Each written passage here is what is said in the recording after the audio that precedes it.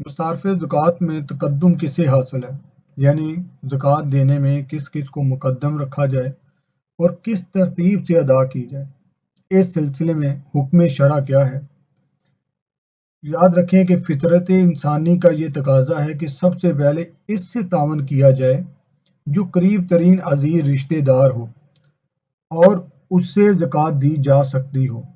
चुनांचे कुरान मजीद में भी कहा गया है कि सदाक़ात व खैरात में ज़वील कुर्बा को मुक़द्दम किया जाए।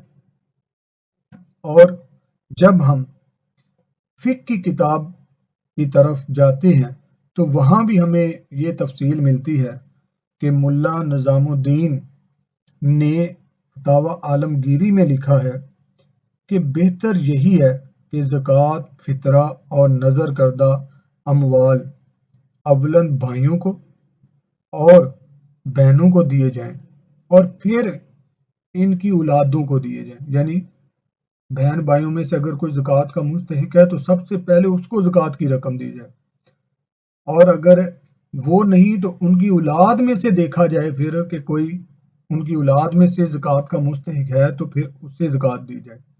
अब जब उसमें भी कोई ना हो तो फिर चचा को दी जाए, तो फिर फूफियों की बारी है और इसके बाद इनकी औलादों की, फिर मामू खाला और इनकी औलादों को ज़कात दी जाए, और फिर ज़वील अरहाम, और इसके बाद बारी आती है पड़ोसी की, और इसके बाद हम पेशा, यानी कि इंसान जिस पेशे से मुंसलिक है वहाँ अपने दोस्तों में देखा जाए कि यहाँ कोई ज़कात का मुस्तहिक तो नहीं है तो उसकी ज़कात के पैसों से मदद की जाए, और इसके बाद शहर वालों और बस्ती वालों को ज़कात की रकम दी जाए। ये तरतीब है। अब इस तरतीब का ये मतलब नहीं है कि ये तरतीब फ़र्ज़ या वाजिब है, बल्कि मुस्तहब है। यानी कि बेहतरीन तरीका यही है कि इस तरतीब से जो है ज़कात की रकम जो है वो लोगों में बांटी जाए। लेकिन हमारा हाल देखें कि हम जिसको शरीयत ने सबसे पहले रखा है हम सबसे आखिर में उसको रखते हैं, बल्कि रखते ही नहीं अपने ज़हन में, और जिसको शरीयत ने सबसे आखिर में कहा है हम उसको सबसे पहले देखते हैं। जैसे आप खुद देख लें कि हम सबसे पहले क्या कहेंगे, बस्ती वालों को देंगे या शहर वालों को देंगे, जबकि शरीयत क्या कहती है, मुस्तहब अमल क्या है कि सबसे पहले जो है वो अपने घर में यानी कि अपने रिश्तेदारों में देखें और शहर वालों और बस्ती वालों को फिर बाद में आखिर में देखें। और शरीयत ने ये जो तरतीब दी है ये इसमें बड़ी हिकमत है, क्योंकि दीन इस्लाम एक ऐसा मजहब है कि जो इंसान का सबसे ज़्यादा खैर ख्वाह है। अगर किसी को इंसान का सबसे ज़्यादा फ़ायदा मतलूब है तो वो हमारा दीन मोहम्मदी है। तो हमेशा अक्लमंद इंसान वही कहलाता है कि जो अपने थोड़े से वक्त से ज़्यादा फ़ायदा उठा ले, अपनी थोड़ी सी रकम से ज़्यादा फ़ायदा उठा ले। तो यहाँ भी अगर तो हम देंगे ज़कात मोहल्ले में, बस्ती में, शहर वालों को, तो वहाँ क्या है, हमें सिर्फ ज़कात का सवाब मिलेगा, यानी ज़कात की अदायगी का सवाब मिलेगा।